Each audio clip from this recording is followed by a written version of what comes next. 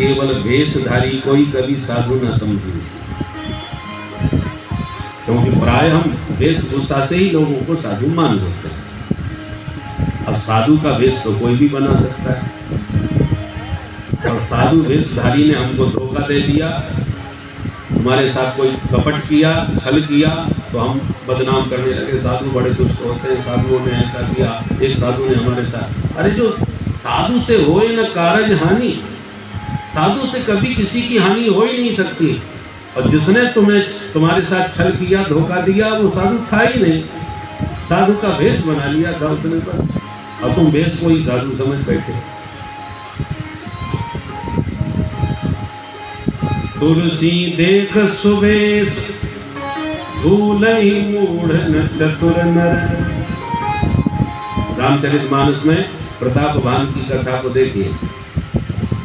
इतना प्रतापी राजा प्रतापभान और एक पाखंडी साधु की चपेट में आकर के बर्बाद हो गया, राक्षस बन गया। कथा विस्तार से रामचरितमानस में देखिए। इसलिए वेश तो कोई भी बना सकता है, वेश बनाने में राक्षस बड़े चतुर होते हैं। रावण ने भी साधु वेश बना करके जानकी जी को छला, कालनेम ने भी कपटी साधु बन करके हनुमान जी को धोखा दिया। हनुमान जी जैसे ज्ञान नाम अग्रगण्य, और वो भी कालनेम के चपेट में आ गए, उसके प्रभाव में आ गए।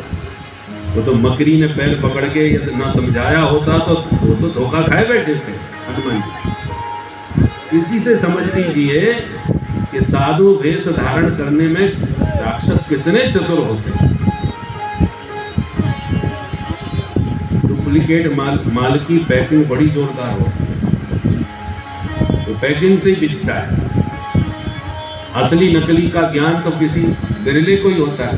शुद्ध घी है कि मिलावट है, तो जिसने शुद्ध घी खाया होगा वो जाने। और लिख दिया पैकिंग बड़ी जोरदार कर दी, शुद्ध देसी घी, तो हम लोग देसी घी समझ के खरीद लेते हैं। अब शुद्ध है कि नकली है ये तो अनुभवी व्यक्ति ही बता पाएगा। उसी प्रकार नकली साधु असली साधु से ज्यादा आकर्षक दिखते हैं। बोलो राधे राधे। इसलिए केवल वेशभूषा और आकर्षण से ही किसी को साधु और संत नहीं समझना चाहिए। तो फिर कैसे पहचाने कि कौन असली कौन नकली? कपिल भगवान कहते हैं, माँ साधु के 5 लक्षण हैं वो हम बताते हैं, उन लक्षणों को देख करके ही साधु को पहचान। कौन कौन? तितिक्षवः कारुणिका सुहृदः सर्वदेहिनां अजातशत्रवः शान्ता साधवः साधुभूषणा।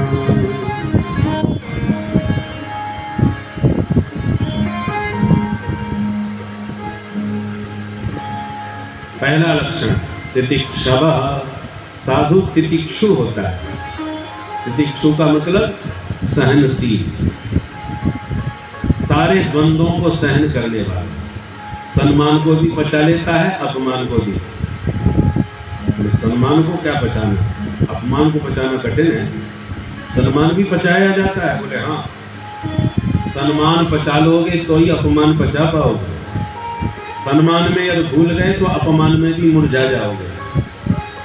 और कितना भी कोई माला पहनाए, चरण धोवे, आरती उतारे और आपके चित्त पर उस सम्मान का कोई प्रभाव ना पड़े, तभी आप अपमान को भी उसी ढंग से पचा पाओगे।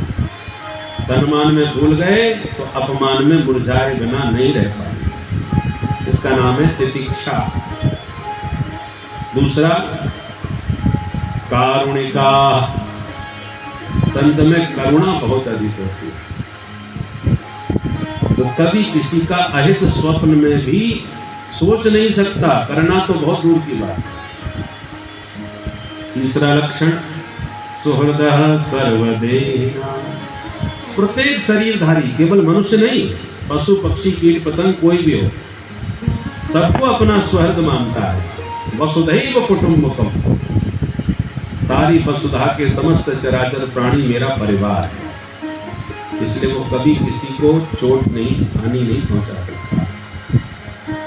और चौथा लक्षण अजात शत्रवः, अजात शत्रु होता है, स्वप्न में भी कभी किसी को अपना दुश्मन नहीं मानता। लोग उसे दुश्मन मानते हैं तो मानते रहे। गोस्वामी जी महाराज आए काशी में, देखते देखते उनकी योग्यता का सब लोग मानने लगे। चारों तरफ तुलसीदास जी चर्चा के विषय बन गए, जय जयकार उनके होने लगे। जो पहले के पंडित खूब पूज रहे थे उनको जरा परेशानी होने लगी। तो एक बहुत बड़ा विद्वान था, तो तुलसीदास जी के उस प्रतिष्ठा से बहुत परेशान होने लगा। तो उसने क्या किया, गोस्वामी जी के पास जाकर उन्हीं से दीक्षा ली, उनको गुरु बना।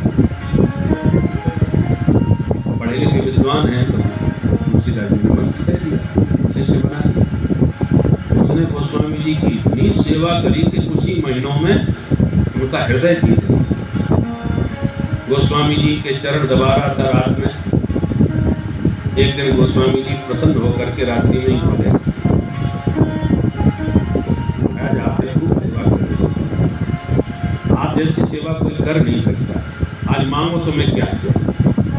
गोस्वामी जी प्रसन्न होकर के, तुम्हारी क्या इच्छा है, मांगो। मांग लो। बोले मांगो। बोले गुरु जी तो यही मांगता हूँ कि आप काशी छोड़ के चले। हाँ, हमारे काशी में रहने से तुम्हें क्या परेशानी, क्या कष्ट है? बोले गुरु जी क्या बताऊं, जब आप नहीं थे तब लोग हमारे बिना यहाँ कोई काम ही नहीं करते थे। हर बात में हमको पूछा जाता है,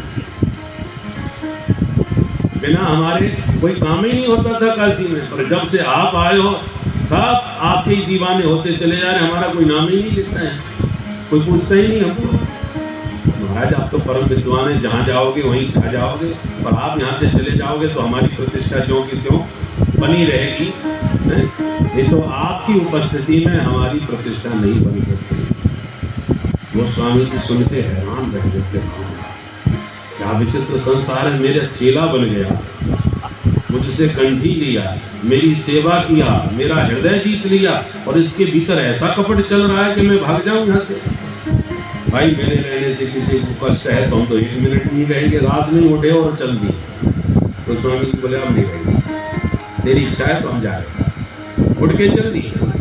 चेला बड़ा खुश हुआ, हम मामला ठीक। और जैसे ही सोया तो रात में विश्वनाथ भगवान शिव शंकर छाती पे आके बैठ गए। दुष्ट कहेंगे तेरे कारण एक परम वैष्णव मेरी नगरी से जा रहा है, उसे तू वापस लौटा के नहीं लाया तो तेरी गर्दन मैं दबाता हूँ। इतनी जोर से गला दबाया कि बेचारा चीख करके एकदम गिर गया, और स्वप्न सुन करके देख करके घोड़ा गया। अभी तो सपने में गला दबाया है कि सचमुच न मेरा गला दबा दे। भोले बाबा ने मुझे चेतावनी दी है। तो रात में उठ के भगा सीधा, जिस दिशा में गोस्वामी जी गए थे उसी दिशा में दौड़ता हुआ भागता हुआ गया। रास्ते में पकड़ लिया, चरणों में गिर गया। बोले बाबा वापस चलो। क्यों भैया अब क्या हो गया? बोले कुछ मत पूछो महाराज, भोले बाबा आपको भेजना ही नहीं चाहते। मेरी तो इच्छा यही थी कि आप चले जाएं, पर आपको विदा कर दी भोले बाबा ने मेरा गला दबा दिया, और ये मुझे चेतावनी दी है कि आप वापस नहीं गए तो वो सचमुच मेरा गला दबा देंगे। गुरु जी मुझे मेरे प्राण बचा लो, और प्रतिष्ठा जाए तो जाए पर कम से कम प्राण तो बच जाए। चरणों में गिर के रोया, गिड़गिड़ाया, तब जाके गोस्वामी जी को दया आई और वापस लौट करके आए। तो कहने का मतलब है कि संत कभी किसी से द्वेष नहीं करता, कभी किसी को दुश्मन नहीं मानता, और इसका मतलब ये नहीं है कि उससे भी कोई दुश्मनी नहीं मानेगा।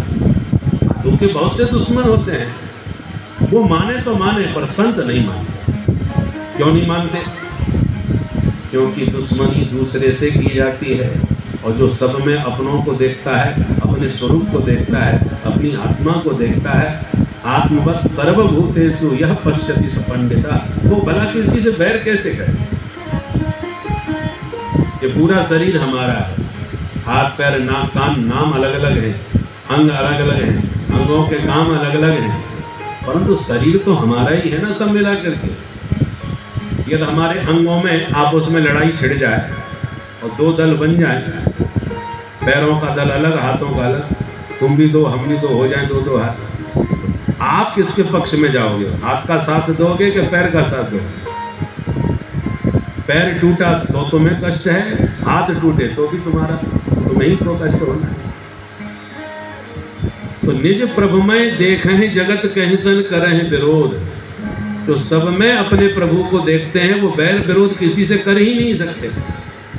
भोजन करते समय जीभ कटे, अब आप मुंह पकड़ के रह गए, भोजन छोड़ दिया। किसी ने कहा क्यों भाई भोजन क्यों नहीं कर रहे? साहब हमारी जीभ कट गई। अरे किसने काटी? आप बोले साहब हमारे दांतों ने काट दी।